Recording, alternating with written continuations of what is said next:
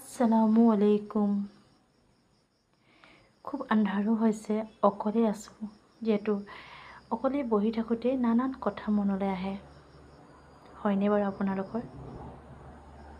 মোৰ ভিডিঅ'টো চোৱাৰ আগতে সম্পূৰ্ণ ভিডিঅ'টো চাই ল'ব আৰু ভাল লাগিলে ছাবস্ক্ৰাইব কৰিব নাপাহৰিব।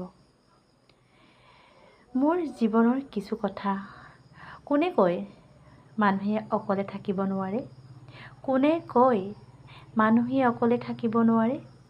মানুহে জীৱনত মাথো সুখ শান্তি বিচাৰে।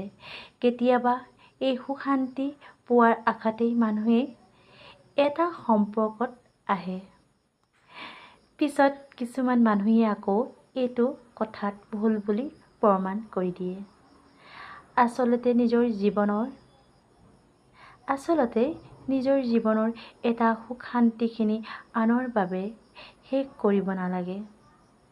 হয়নে বাৰু? কেতিয়াও নালাগে। খুদা হাফিজ।